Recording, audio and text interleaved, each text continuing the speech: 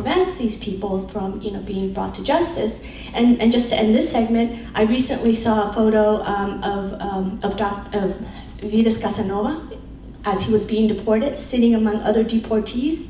And it was just so ironic. I don't know if anybody saw it, right? It was taken long lens, and there he was sitting like you all there, and he was sitting among all the deportees, his group of deportees. To me, it was very impacting, but impacting in the way too that he's not being deported in the same way as these other people, right? I mean, he probably has a reserve of big money someplace, right? He probably will have status among a certain sector in El Salvador. He will not be brought to justice. A lot of the deportees are going home to hunger, to greater violence, and you never know how many of these deportees are going to be able to survive. So we are not deported, they are not deported in the same way. So, so we'll open up the floor now to the audience. I know you probably have questions that you're eager. You're taking notes, like you're going to get tested on this later on, right? If you have questions, please address them. Otherwise, I have a list of other questions that we have written up for them. So I'll open up the floor for any questions. So I heard you guys, a lot of you say that there needs to be more efforts to recruit elementary, middle, and high school age students to then apply to college. But what about, has there been any outreach to those students' parents? Because I feel like a lot of young students don't feel that it's a sacrifice that they can ask of their parents to send them to college, so they don't see it as an option. But would there be some way to engage the parents in that conversation as well? Let me take a crack at it. I'm usually the one that is half wrestle with that question in terms of who is at fault, right? In my years, both teaching, being at the trenches to some extent, I always have found out that the parents are the maker or the breakers of individuals, right? In terms of the drivers behind the success. It is for me, right?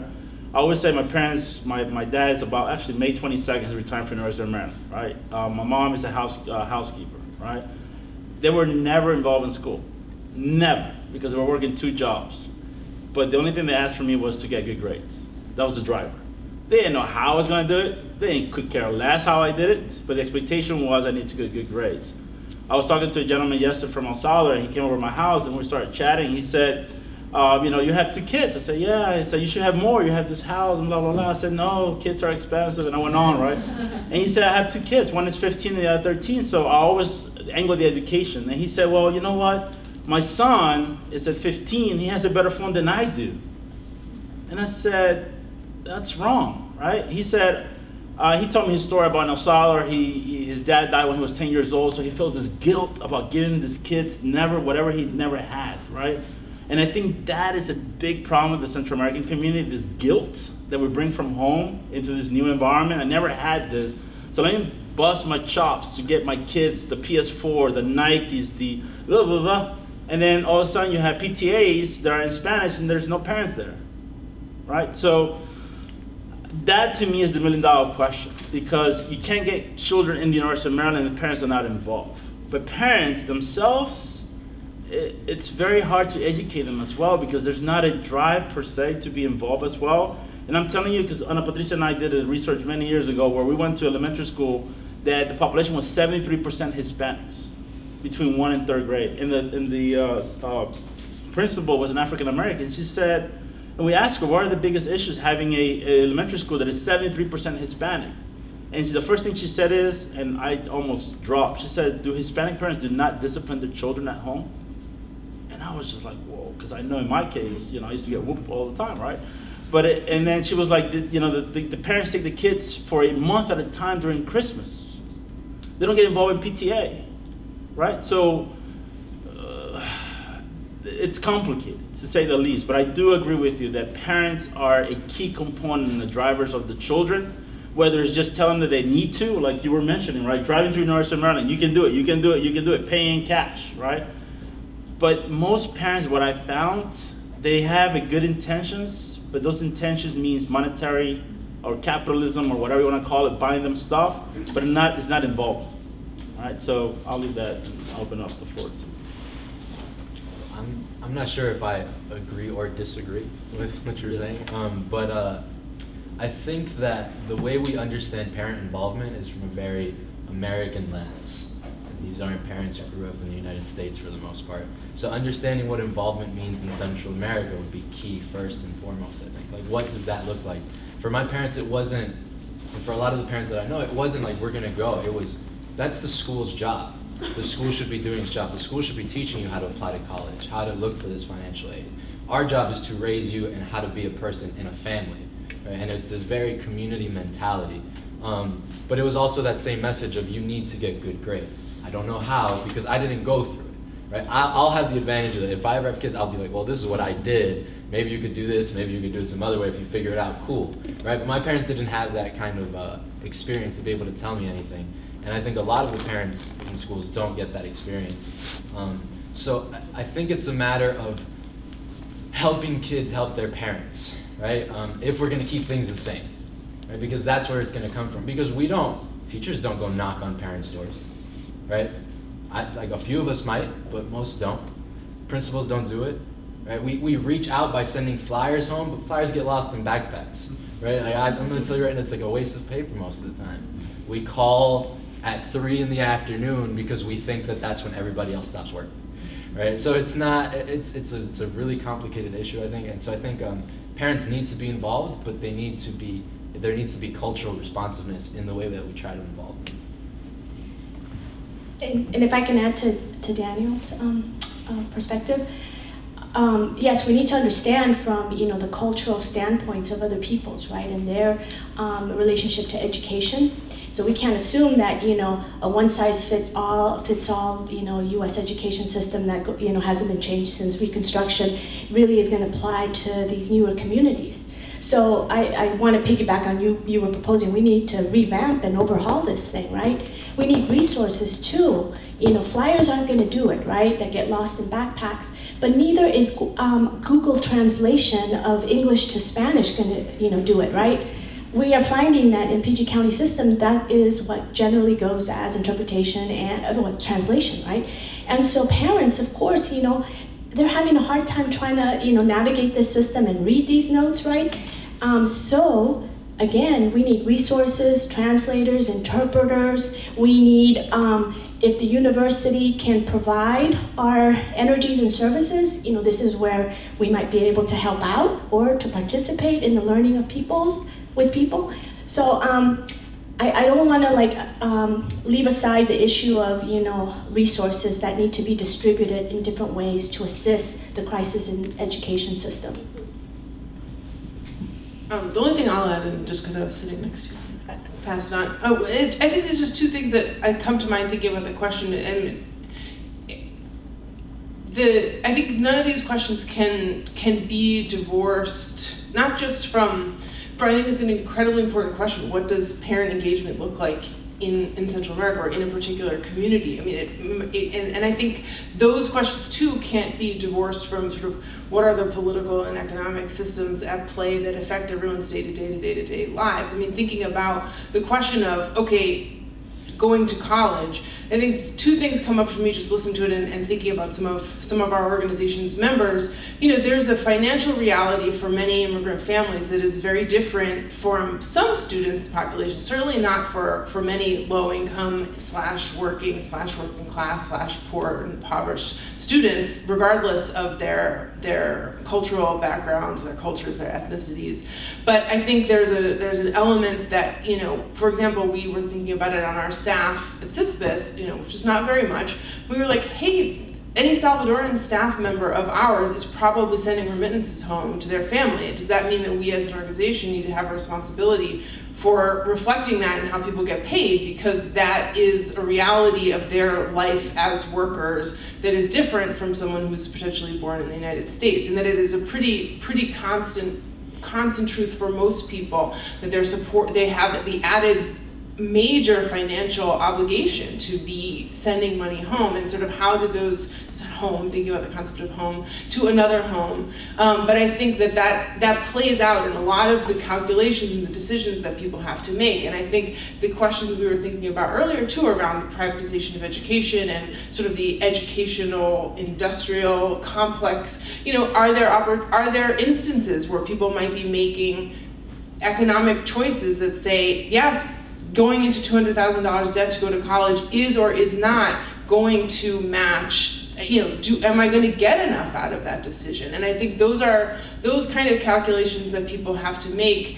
are different based on, the class that students are coming out of, and then especially thinking about students who've migrated, whose families have migrated, there's even more to think about there in terms of other obligations that people have, and how that sort of forces people into, they're cast about a bit more in terms of what happens with global capitalism that sort of, pushes people out, but then forces them back into the same systems to try to sort of recuperate and take care of the people that they had to leave behind. And sort of thinking about that, I don't have the solutions for that, but just thinking about those are questions that need to be asked when we're thinking about these questions, and not assuming that people aren't making some decisions based on other expectations, based on other calculations, and based on other realities, based on their lived experience and their assessment. And I think if you think about, looking at the education system in El Salvador, for example, that many people have come out of, higher education was absolutely not an option. Even secondary education that was supposed to be free and supposed to be public, not an option until recent reforms that have up until just the past 5 or 6 years, going to even free public education was a barrier for many families if they didn't have enough money to pay for the school uniforms. And so now the government's now providing those. But those kind of questions of is education going to be the thing that changes my life?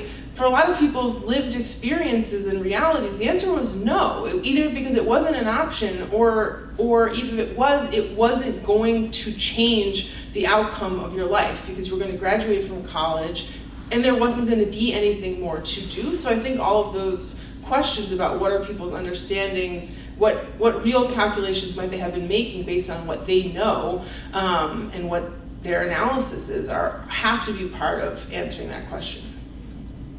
Good, just very briefly, this has been, I think, really well answered already, but just to piggyback on what has been said, in particular what Alexis was just saying, I agree. I think it's dangerous to wade into the territory that veers, or provides the possibility of blaming parents for the very structural forms of violence, even though, of course, we do see that parental involvement can make a difference.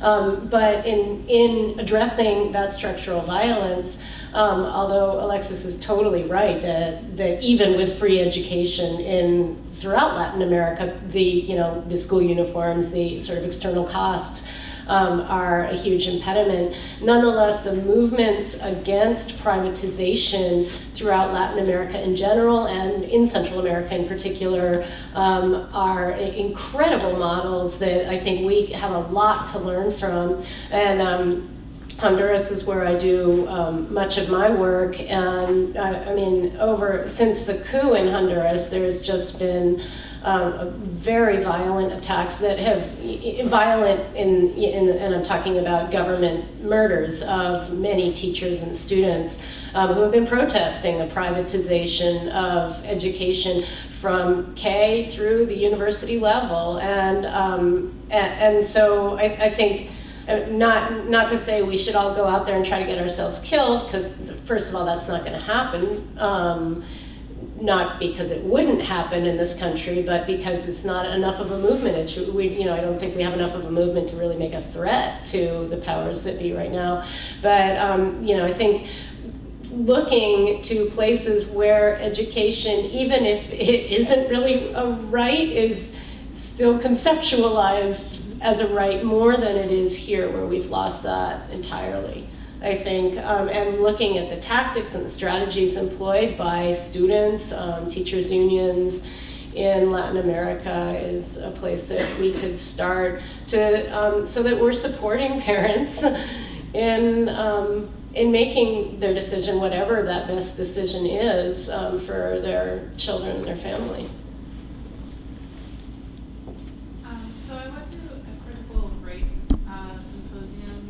while back, and I went to a discussion. They talked about the prison pipeline for African American communities, and some of the doctors on the panel talked about their experiences coming home from higher education and feeling that they're different from their family now and looking down on their family.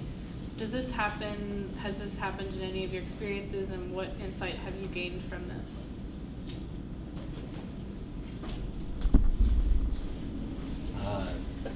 No. I still go home quite a bit. I go home at least twice a year. I'm one of the only people in my neighborhood that got something past an associate's, but I've never felt like it made me any better than anyone else. But I also think it's part of the message that we send as teachers, and it relates back to the first question of the panel, this idea of like, how do we push kids into universities? Because it's part of this idea of, we're always saying like, oh, you gotta make it out. You gotta make it out, you gotta make it out, you gotta make it out. As opposed to saying, you gotta make it better.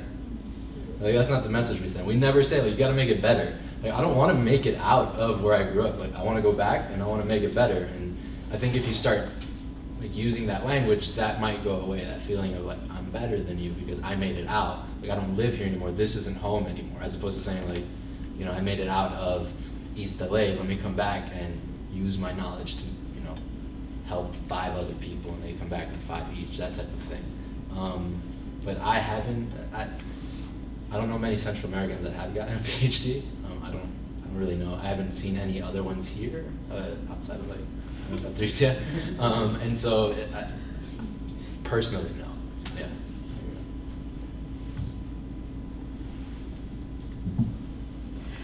I agree with Daniel, and I always go home, you know, like if I could be in the other home, my transnational homes, the Bay Area and El Salvador, I'd be, you know, all the time traveling, but, you know, work does not permit that. But I have to say that, you know, it's attitudinal too. You know, my dad, he is by training an auto mechanics laborer, so all his life he spent working that, right? And he was that parent who said, you go out and study, do your best. Right? When he couldn't, you know, help me with, you know, filling out forms, any of that. My mom had secretarial training, so, you know, when she came to the United States, she couldn't, you know, work in that area anyways. So I feel that, you know, sometimes that it gets complicated, life gets complicated, right? I mean, you know, because your life becomes, you know, divided, dual, because, you know, in my case, you know, my work is here, but I have to say that when I go home, I put that aside, and I have tons of work to do, but that's the only time that I have time to spend with my father, with my sisters. I have a sister who's a high school teacher, a sister who's a nurse, all very dedicated people who, you know, who work in communities, and family, right? So if that becomes a priority for any of us, you know, that makes, you know, life all the more richer, right? So I don't, you know, think that academia is in any way better than anything else. In fact, sometimes it's a burden, right? That you have to carry on your back. But it's a matter of prioritizing. And, you know, I think that when I go home, I go home. I don't want to be writing papers. In fact, I don't want to be thinking about this place, right? Although those persistent emails will be there, okay? And you know, I want to be doing other things with familia, with my friends that I went to high school with, right? With the people that I didn't leave behind, but that I carry with me, and I miss so much being here, right? And my family, you know, in El Salvador también, right? So anyways, it doesn't have to be that way. I think a lot of us, what's that? But it separates you from being able to talk about the things. But that's all right, because there's other things to talk about, right? And you know, and you got to be in the experience, I think. When you're there, you got to be there, right? Mentally, emotionally, physically. And so that's been my survival skill in order to survive in academia, too. I go home. I was a student with Patricia Rodríguez, and one of the things that I learned was, since I left when I was very young, I mean, technically speaking, I was 10 years old, but I didn't know the history, I didn't know the struggle. And I remember going back when I was 21 years old, not because I didn't want to, because I couldn't, I was undocumented, right? So there's a whole story behind that. But I remember feeling this, remember driving from the airport to my grandma's house and feeling this feeling of disgust in terms of like, this is where I came from. right? And comparing to what I left behind, right? And then there were two things that would have happened in that moment. Either I rejected it completely or I accepted. And in my case, I accepted it. I try to make it a point that I go back home as much as I can, even though jokingly I made a mistake. I married a Puerto Rican young lady, right? And with marriage, right, you have to compromise. So I'm pulled more into that direction now. And my son, you know, I'm always telling him, you know, like, what are you? He's like, Daddy, when are we going to go to Puerto Rico? I said, no, we're going to El Salvador first, right? But it's this idea that a lot of my friends that I grew up in the United States, they feel disgust towards El Salvador to the point they don't travel back home. And I think the attitudinal component is the humility component. You know, people see me and I never brag about my PhDs, and I always hate when I have to speak about myself in that notion. You know, the fact that I'll still know the language, I think is a key component for me. The fact that literally when I'm home, I don't think about who I left here. I'm literally in the moment, right? I think, and also like this idea of getting out, right? I never forget what I came out of, right? This idea that I'm not too mighty and mighty to go back or to reach out or to help out. I try to make myself available. And I think once again, it's an attitude. And you know, we talked about parents, right? It goes back to the parents, right? And I was just thinking about that. What happened if I have strong role models in my life, right? What would happen if I had my parents kind of guiding me, right? And you know, that to me is like, if you forget where you come from, it's like, that's the end of you, because you're gonna be completely lost, right?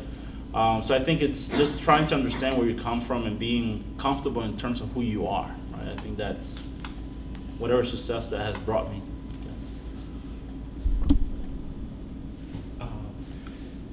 I want to go back to the first issue that was addressed, attracting kids to college. When we do that, Can you speak louder because I can't hear oh, you yeah. back there? When we do this reaching out and devise processes to attract students to college, I think there is also a parallel process that is taking place. When we elevate university education, we are saying, you want to be here, you don't want to be there. You don't want to be a gardener. You don't want to wash dishes all your life. You don't want to make little money. But somebody has to do that. Somebody has to do those jobs. So I think there is a deeper question that should also be addressed. Why is it that gardeners have to make so little money? Right? Is that even shouldn't we be talking about making society a little more horizontal? You know, less unequal, right? So I think there is this vilification of people who work with their hands. And we should be careful with that. I don't know if somebody wants to comment on that, because that's something that I always think about. Well, of course, the living wage, right? I mean, $15 an hour doesn't even cut it for, you know, people, and we don't even have that, especially in this area. So I think somehow we need to valorize that important labor that, you know, and value set that, you know, our people, immigrants and other people bring to the table. So I mean, I would never denigrate, right? I just think a lot of us aren't conscious of that. So I think when I said it like that, when I answered that, that's what I was trying to get to, this idea of you need to restructure how you think of things. But we live in a capitalist society, right? Like I'm not gonna fix that, or maybe, who knows, right? Maybe that, but it's not about denigrating. I think it's the idea of saying if that's what you want to do, that's fine. But these are the circumstances that you will live with. Like, you're not gonna get a living wage. And I think as much as we want to romanticize it and say like, I would love to be a carpenter and learn how to work with wood, but I'm not gonna make any money. Like, I'm not gonna be able to help people the way I would if I come here. And so I think right now it's saying that's a luxury that you would have if you had capital in your family already. If my parents had a portfolio, I didn't know what a portfolio was until 3 weeks ago, like a financial portfolio. I was like, oh, that's right, the stock market does exist. So maybe if my parents had that, I think I'd have that liberty of saying like, well, I'm gonna go do this. because I can do this, but that doesn't exist. And so I think pushing kids into the universities or saying become an engineer, a civil engineer, like I think every Latino kid says at some point they want to be business school or civil engineering, right? Like I think it says build capital in your community so that these other jobs can exist too at a level of respect. But it's a much larger conversation that needs to be had. I have a question for whoever wants to answer this about maybe a little more specificity in terms of the countries. We've been talking, I mean, Central America is a region, right? I work in the Caribbean. Whenever somebody talks about the Caribbean as a generality, I don't quite know what to make of that. And so, although there are common experiences that you all have been talking about, can you, I think Honduras, Nicaragua, and El Salvador are the countries that are represented in terms of your experiences and specialties. Could you talk a little bit about how perhaps there are some differences in the experience and how, and maybe just in the sense of how home is translated or expressed or carried within the community here and there in each case? Actually, can I just briefly, to go back to the anecdote that I was telling about the Honduran man who was seeking asylum. When we interviewed him earlier in jail, we were asking him about the one time he had been arrested, and basically what he said was that he had invited a bunch of Salvadoran guys to a bar, which he thought was very nice of him because he was inviting them to drink, and then they picked a fight with him about the soccer war, and so he had to fight back, and he was like, I don't even care about the soccer war, I wasn't even born then, what do I care about that, and like, why does anybody care about that? And then, you know, and then the cops got called in, and then they were racist, and he ended up spitting in one of their faces, and we were like, oh, don't go that far, don't go that far, don't say that, you don't want to say that in court. And, you know, so he's telling the story, and but a lot of it was about how this area is not home for Hondurans, as opposed, like, you know, compared to Salvadorans in particular, and also Guatemalans who have, you know, a much larger concentration of people who live in this area than Hondurans do, and also have a more strongly, I think, articulated migration flows, like politically articulated migration flows. Like there's a stronger narrative about the political motives for why Salvadorans came here. I mean, there's no escaping the fact of the war and that being the first wave motivation. Whereas Hondurans, you know, get trapped in this individualizing economic narratives, and so I think that, you know, home for a Honduran is very different from home for a Salvadoran or Guatemalan, or certainly for a Nicaraguan in this area. I was going to say, I'm thinking of the Bay Area, I missed it. In this particular context, and even though this young man's home had ceased to be home because he knew he would be killed there, felt a lot more like home than whatever was happening to him in prison, which, you know, he broke down crying about when I was interviewing him. So, you know, both sort of the violence of feeling like a foreigner among Central Americans, and the violence of the various different state agents of the state made this place that he was seeking to make his home feel the more alien than the home that he was fleeing from. And that was, I mean, specific to his Honduranness in a lot of ways. I think for Nicaragua it's a little different. We went back. I think a lot of Latino communities talk about, like, I'm gonna go back, right? Like my Dominican students in New York were always like, oh, I'm going back. They don't. Like, for the most part, they stay in New York. I think there's 300,000 Nicaraguenses in the United States, and at one point it might have been about 1 million, right? So most people went back. Like, I think the entirety of my mother's family went back, and most of my father's family ended up going back.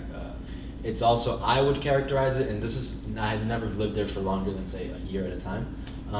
I would characterize Nicaragua as a matriarchy. So where most people talk about, like, machismo, like, it exists, but the woman runs the household in Nicaragua. My mother has ran the house forever.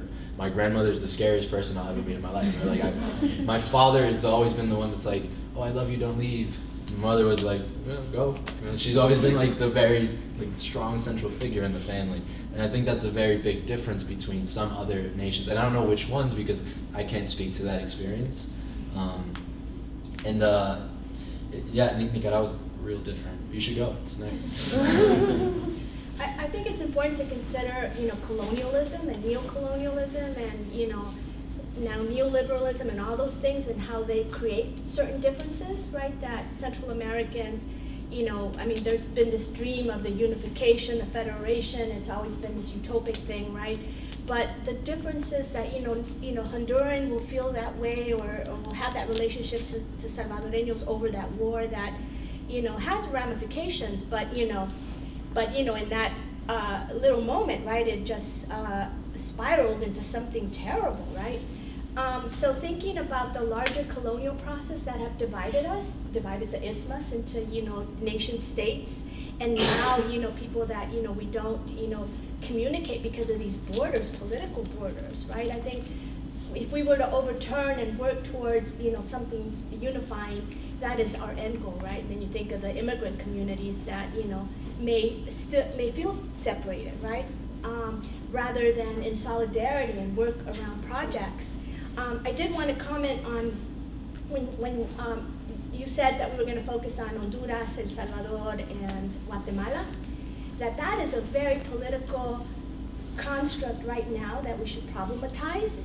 You're talking about the configuration that has been produced by neoliberalism and the security agencies, right? Thinking of Honduras, El Salvador, and all that money that's going in there, right? The Triángulo Norte, right? But it's that same violence, historical violence, that is bringing all of these people to migrate here. So I would problematize, when the groups are configured, right? Okay, and ask ourselves, well, yeah, why are we talking about Hondureños, Salvadoreños, and Guatemaltecos in this, lump sum, right? It is because of the violence, but perpetrated, historically, and why, Nicaragua is a different case, why Costa Rica might be a different case, right? Belize and so forth. So again, the question of neoliberalism should be at the tip of our, tongues. Another question. I have sort of a personal question for the panelists. You guys, a lot of you were saying that you don't really feel like you have a home, or that home's not really like a place for you, and I understand that, and I feel that way too sometimes. But so, like, what would be home for you guys, or does your concept of home have any sort of tie to Latin America, or is it based? What is it based on? Shared values, maybe? Is it based on shared experiences, or a place at all? I'll start. I think home for me is wherever my family is. I mean, my wife, my 2 kids. Negotiating when we got married, I said, babe, I'm never living in Puerto Rico, right? I hate the sun, right? And how can it be, right? I grew up in El Salvador. That's the reason. I always say, I'm not in El Salvador, I'm in the United States, right? Particularly Maryland, right? I love Maryland, right? Because that has been home to me, right? But I think once you define it and you begin to know what you want, right? Once again, for me, Puerto Rico and El Salvador it's just too hot, right? I break out in allergies. It's just horrendous. But they're like, here's bad. I said, nope. I got so accustomed to it, I don't even feel it, right? So I think for me, it's literally where my home is, and for me, Maryland is home. And I feel I come here, I travel extensively, and I always say, no, Maryland is the place, right? So I think for me, it's how you define that home and where you feel comfortable in it. For me, I'm very comfortable here in Maryland, but that's personal. I would agree. I do not like Maryland, though. I would disagree. I do like the sun. I grew up in Miami and Nicaragua, and it's all beaches. So I hate the beaches here. I think they're disgusting. But I think I don't have a concept in terms of home, like as a location. Like, I really could care less where I end up, right? Like, I have no qualms with saying, like, I'm going to move to France, which I probably will never do. But, like I have no ties here. I would like to go back to Nicaragua if that's possible. I have cousins that have moved to Chile. I don't feel like there's a place where it's like home is bounded. Home is more, it's like, oh, that's where my parents live, so that's home. That's where my older brother is. That's where my little brother is, and my sister is. So like wherever they are, and then maybe one day that'll change. But as far as home goes, it's wherever I feel like I guess most cared for in the moment. Williamsburg, Virginia, believe it or not, is one of the places that I felt the most at home, as boring of a place as that may be. It was as close as I've ever felt to home, outside of the place with my family. And I think that, kind of going along with what Danielle says, you know, I feel stateless, right? And not homeless, though. And I don't have a problem with, you know, not feeling at home. You know, I deal really well with my contradictions. And so it's just perfectly, you know, it's hard, right? But it's fine not feeling ni de aquí ni de allá. I'm fine with that, you know, going along the lines of borderlands and Anzaldúa and everything, right? It's free. It's freeing because you are not stuck with, you know, one ideology, one doctrine, one place, right? So I'm Salvadoreña, U.S. Salvadoran, whatever, right? And it's okay. Although it's sometimes very painful, but it's fine, that's life.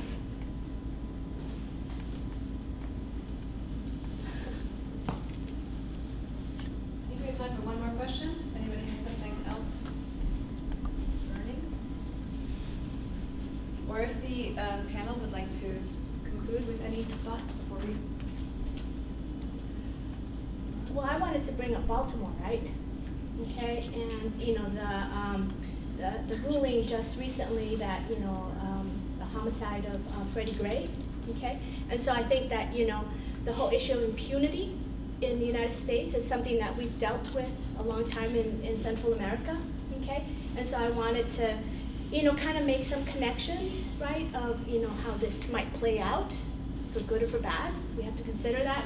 But I also wanted to, you know, think about the role of women. I'm thinking about the prosecutor in Guatemala, right, Claudia Paz y Paz, who's confronted, you know, these systems of power, right? And she was the one that has spearheaded the prosecution of the generals, Rios Montt and so forth in Guatemala. And now I'm thinking, you know, not making the you know, complete analogy, but, you know, under great duress, the prosecutor Mosby in Baltimore has, you know, ruled that this was a homicide. So I think, you know, behooves that we, you know, think about that, right?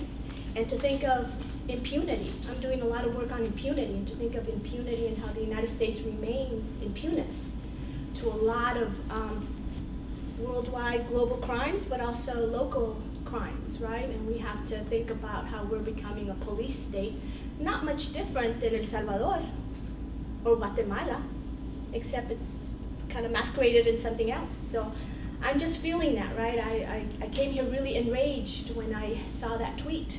So, you know, I'm trying to figure out what to do with that, because I think it's important too to put it into some action. That's a question that I think speaks to that.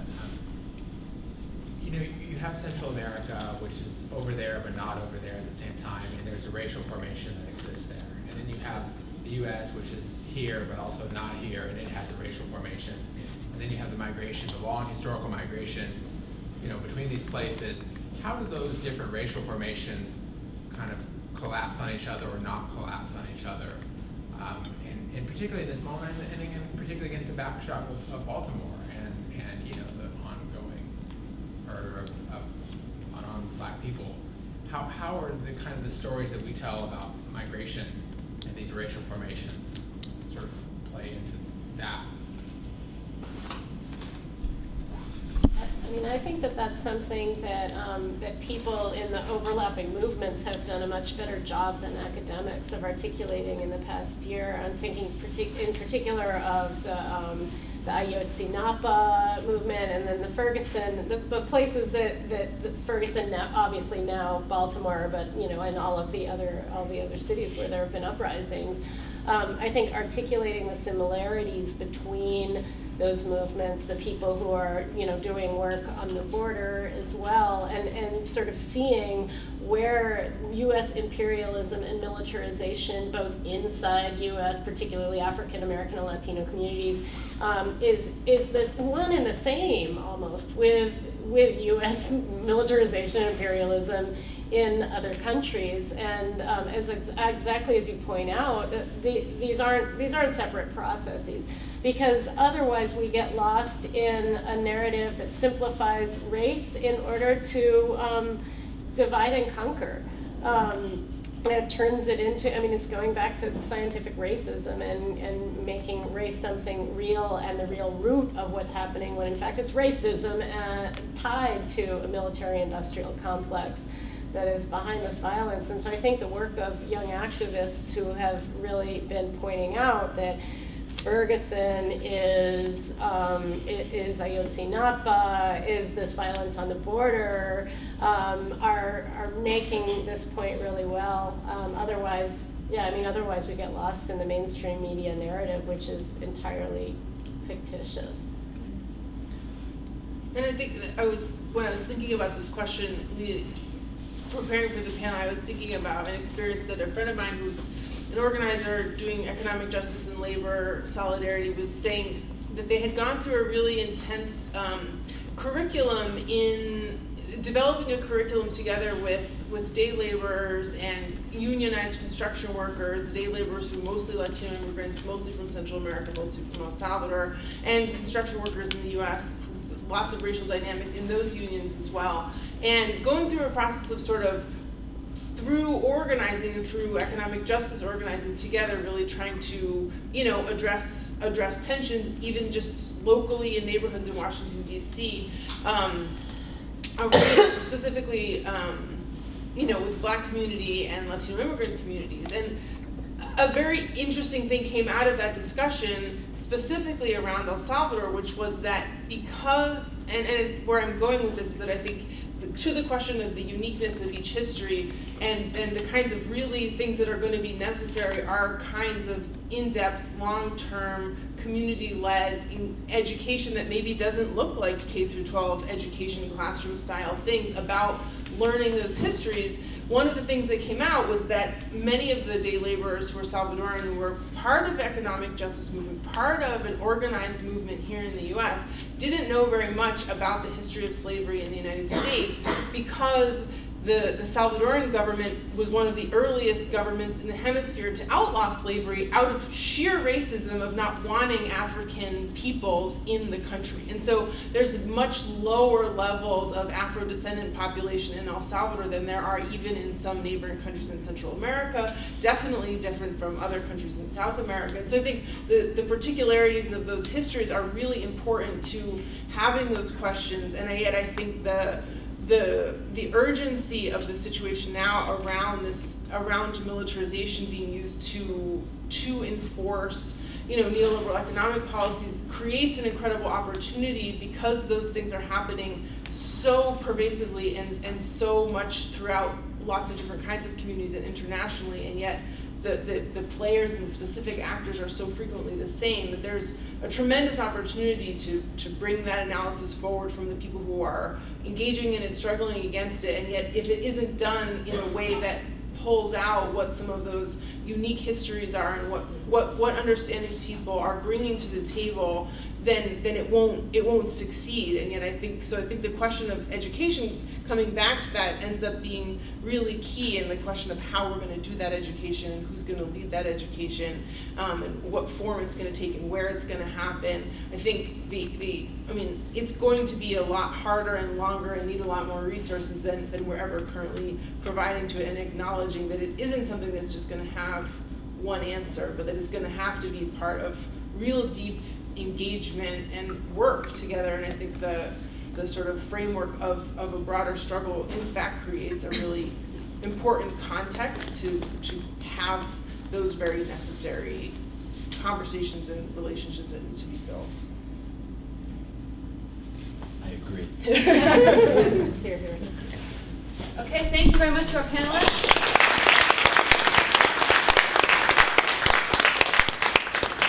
They mentioned kind of what is home and that there's no translation in Spanish. And actually in the back of your program, you will see that we have a list of cliches. It came from like us kind of gathering cliches about what home was.